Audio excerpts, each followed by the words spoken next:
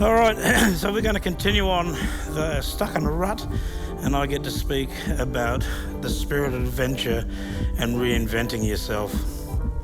I like to think of myself as quite an adventurous kind of person. I like to give anything a crack. I'm sure you'd know that one of my favourite things to do is to get in my car, find a dirt road and just trundle off into the unknown and see what I can find out there, just taking turns wherever it comes. And we play a game now when we go to Robe.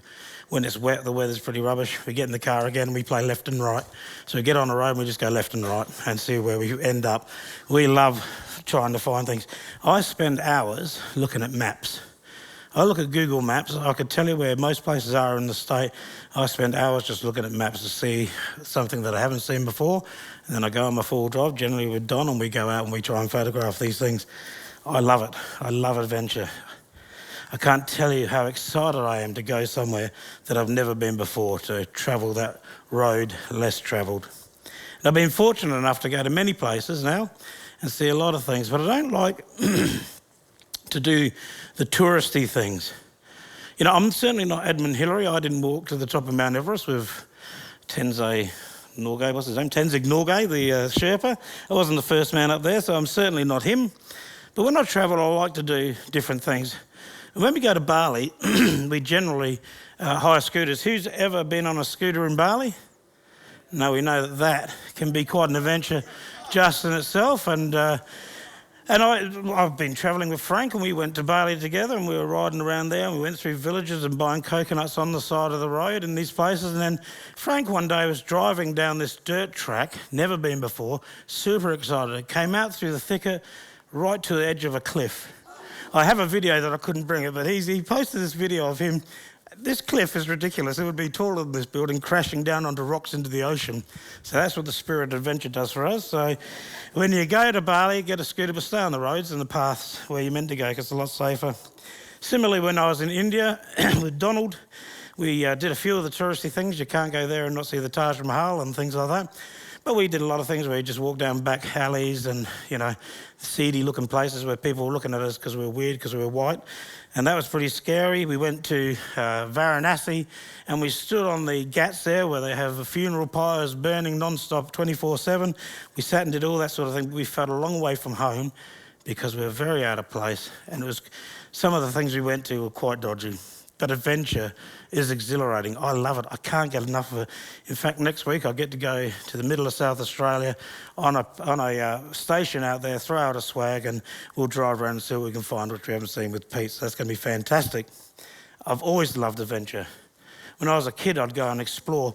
Behind our house, I used to live in Gawler East, and there was nothing behind us. And we used to jump the fence as kids, and we'd go down in the paddocks and explore caves down there. There was a cave down there, Bob's Cave, and we used to go there, and we'd heard all these stories that there were all these ancient Aboriginal artefacts, and then there are secret caves, and if you moved a rock here, the passage would open up. So it was true, I'm sure it was, we just couldn't find that rock. And we used to do that, and then we used to go to narrow caves, and it's a long, thin cave that go up there, and we used to wrap old T-shirts around sticks and go up into the cave and nearly asphyxiate from the nylon smoke, get chased by bats. But the spirit of adventure was massive, and I loved it. I couldn't wait till Saturday mornings to watch the cartoon Journey to the Centre of the Earth. Anybody watch that? Yeah. Oh, good, one person, thank you. So Journey to the Centre of the Earth was where Professor Oliver Lindenbrook went looking for Arnie Saknussemm, who journeyed to the centre of the earth. And all the way through, he'd find little clues that Arnie had been there. And he was trying to find the secrets to the centre of the earth, which poor old Arnie kept with him when he broke his leg and died. It was a fantastic cartoon show. And ever since then, I've always liked films like Raiders of the Lost Ark, finding the Ark of the New Covenant. What an adventure that would be. And Romancing the Stone, the biggest emerald, finding the biggest emerald. And then, of course, National Treasure, don't hate me, but National Treasure, where he's trying to find the Templars' wealth. I love those films. I think it's just amazing. And my favourite now is this one, The Secret Life of Walter Mitty. Who's seen that film? Absolutely magnificent. What a great film of nonsense. Absolutely brilliant. We see Walter, he works for Life magazine, and his whole life is boring. He brings in photos and processes them to put them in the magazine. Until one day the last edition comes and he gets sent the best photo ever and he loses it. So he has to use all the other negatives to go and find that one negative that's going to be the final cover of Life magazine. And at the start of it, we see him, he's got this amazing imagination. His life is so boring, but he dreams big. He dreams all these, like crashing through windows to save dogs and all these amazing things. Anyway, he can't find this final photo, so he has to go on this adventure to find it. And during the film, you see him become this rugged mountaineering man. He's an astronaut.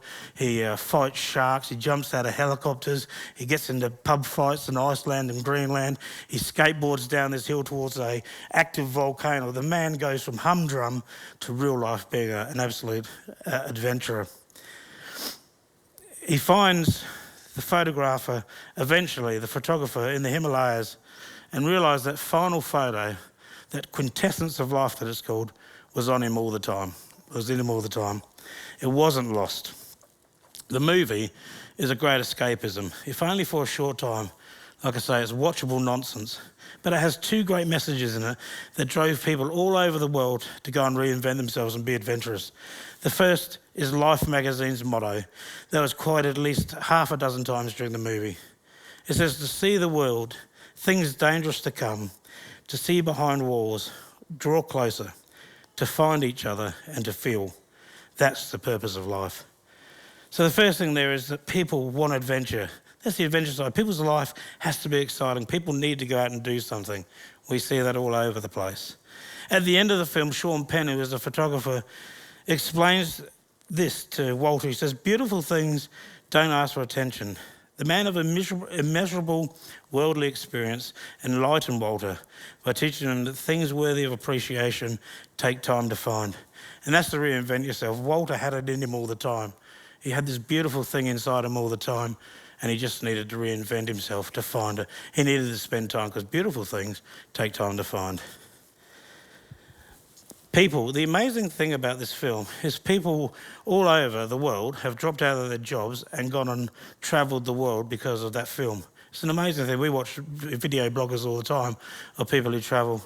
And people have given up their careers, maybe for a year, maybe for two, to go and reinvent themselves, to look behind walls, to go and find something different, because people want something different in their life. Reinvention starts with something new and something different. And reinvention happens when something is wrong or missing or bad has happened. Not many people have reinvented themselves when everything is going well. Why do we need to reinvent who we are? A lot of the time it happens when we hit rock bottom, doesn't it? When something goes wrong. It might be a marriage breakup, or it might be an addiction to something. We want to reinvent ourselves, change our life. It might be just we're bored and stuck in our job, and we need to reinvent ourselves. So I looked up why people reinvent themselves. And the top one was this: you're stuck in a rut. That feeling that we're all familiar with, being stuck in a rut, means you're stagnated in some way. As I say, it could be a boring job. You could have a job that you've got to the limits of where you're at, and you've got nowhere else to go, and you think, oh, and life gets pretty boring. I've been there. I've been in jobs that I have not enjoyed one bit. Been there for a long time. Couldn't stand it. You get stuck in a rut. It could be a static relationship. It could be you're in a marriage where, that spark's gone. It wasn't like it was when you first got started. It just doesn't do it for you anymore, those sort of things. Or perhaps, like I say, it's an addiction. It starts off, you need to keep feeding that addiction for that feeling to get better and better, and you get stuck in a rut. It's a general lack of inspiration.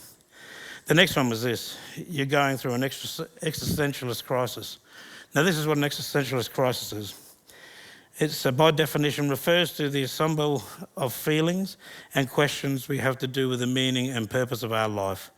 These questions aren't easy to find answers to, and this can leave us feeling stuck. We feel unsure of how to respond or which way to go, and even impact our lives in a negative way if these feelings persist or worsen. I think right now we live in a world that's in an existentialist crisis. People every day, everywhere, have no idea why they're walking the face of this earth and what they're doing. I talk to people on a regular basis who say that exact thing. Why am I here? What's the point? What's the point of going to work every day? What's the point of doing this? What's the point of doing that? There's just no meaning for it. At the end of the day, what's in it for me? What's going to make me feel good? People say it all the time. Last week, met this guy called Adam. That's actually not Adam, but he actually looked pretty similar to that. Adam and his girlfriend and a dog were walking into our car park across the road there with everything they had in life. They had a shopping trolley full of gear, had a suitcase, had a dog and a dog bed. It's everything they owned in life was summed up in those three things. And they were opening the back gate to our car park, so we thought we'd better go and see what was going on with them. So we got speaking to him, and the man was homeless. He started crying, obviously addicted to drugs and alcohol, which he told us he was, so we're not taking a guess. Obviously addicted. His life is going nowhere.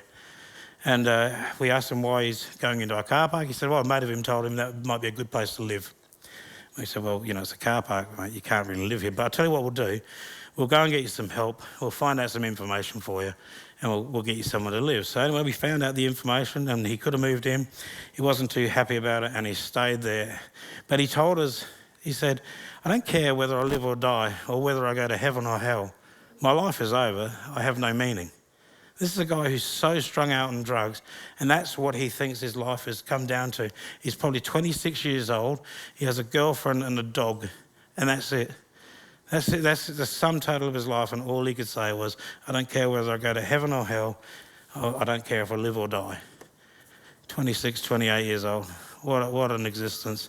The poor bloke stayed there. I went to open the gates last week. As some of you might know, you would have seen his tent in there. And he had his pit bull tied to the gate, so I couldn't open the gate. So that was interesting. And then Sunday morning, I saw him wander off down the street, and he never came back. And he left all his worldly possessions behind, even the dog bed. And we filled an 8x5 trailer of his stuff because he left it there. 28 years old now, he's got himself and his dog. It's just people live in this world of no hope. There's nothing here for me. What can I do? It's terrible. We spend most of our days doing things that make us feel good. And when that either doesn't work or it becomes humdrum, we find ourselves reinventing ourselves again. And then it happens again and again. It becomes this never-ending job of trying to satisfy our needs. Imagine this. Just think about this for a sec. If you could reinvent yourself today, what would you change about yourself? Would you be enjoying life more? Would you have a better attitude towards things?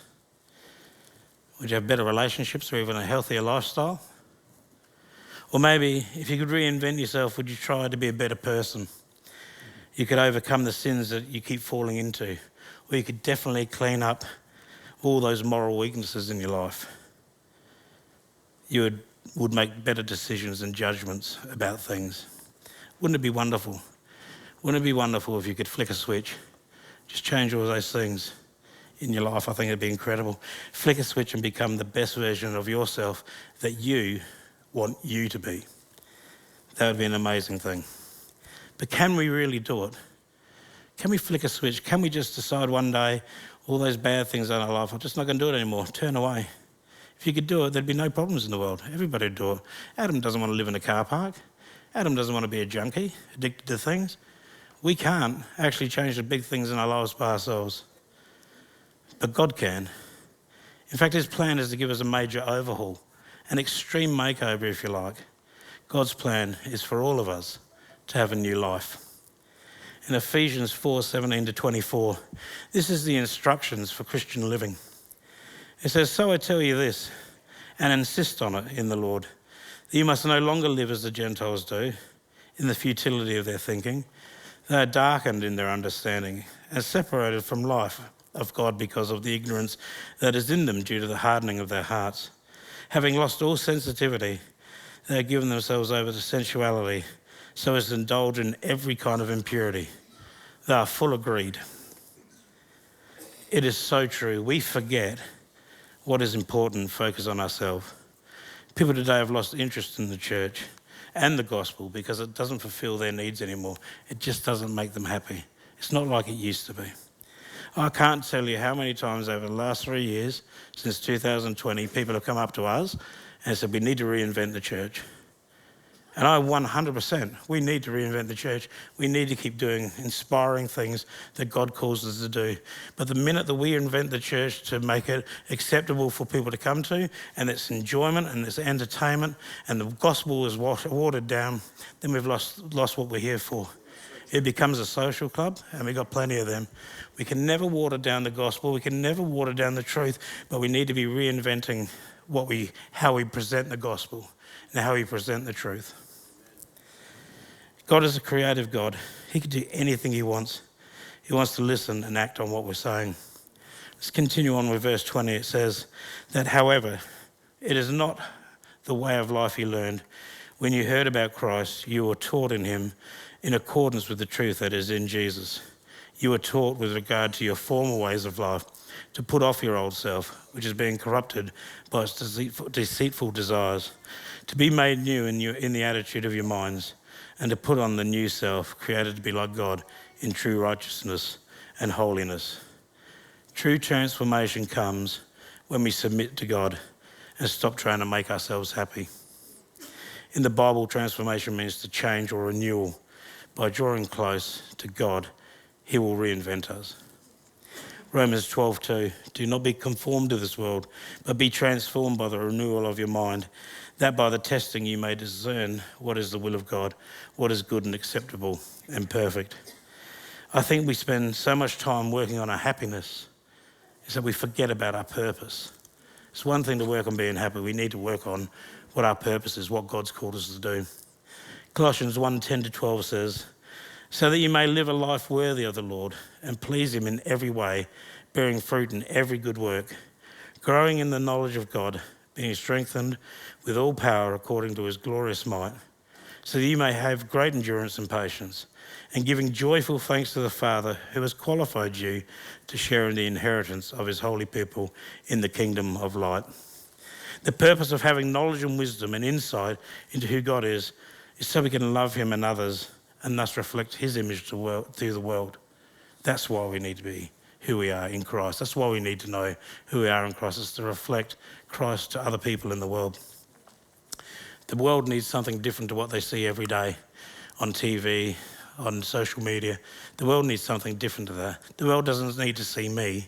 The world needs to see Jesus in me. We need to present the gospel through who we are to the world. This world is sad.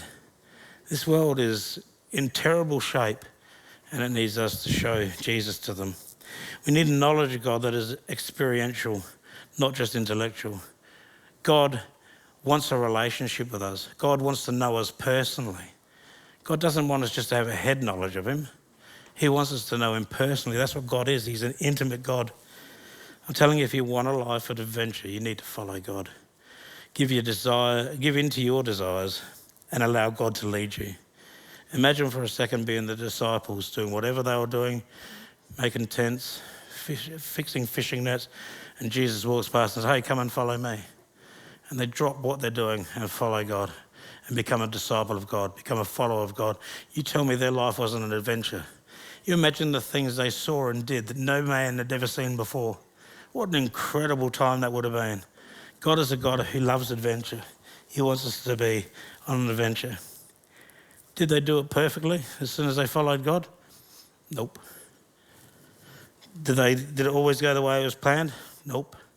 But they did it anyway, and they kept pressing into God. The day they laid down their desires and followed the will of God, they started to be transformed into the very thing God wanted for them. The life they never knew they wanted, but were completely fulfilled in the calling. They didn't know they wanted to be a disciple of God, but once they were completely fulfilled in it. What an incredible thing. Their lives were never the same again. I think there's a reason we struggle to draw close to God is because we always feel like we've done too much wrong. I can't do that. I can't do this. How can I do that? Because God knows what I'm doing. God knows what I'm like behind doors. God knows. But you know the thing about Christianity isn't about being perfect. It's about being perfected. It's an ongoing process that needs us to be courageous enough to stand up, dust ourselves off when we fall, and allow God to keep outworking the calling on our lives. We're never, ever going to get it right all the time. We're going to make lots of mistakes. We've made lots of mistakes in the past. but through God, through that outworking of his grace and his love of salvation, we are constantly being renewed. I love this scripture, 2 Corinthians 4:16-18. So we do not lose heart, though our outer self is wasting away, our inner self is being renewed day by day. For the light momentarily affliction is preparing us for eternal weight of glory beyond all comparison. I just love that little part there. The things that we're going through today are building us for our future and eternal glory. It's an incredible thing. They're minuscule in what's going to happen. As we look not to the things that are seen, but to the things that are unseen. For the things that are seen are transient, but the things that are unseen are eternal. It is so easy to lose heart when we walk through this life. We watch our outer bodies wasting away. I look in the mirror and I see these ridiculous moles growing on the side of my head. And I think, where did they come from? When I was 30 or 40, they weren't there.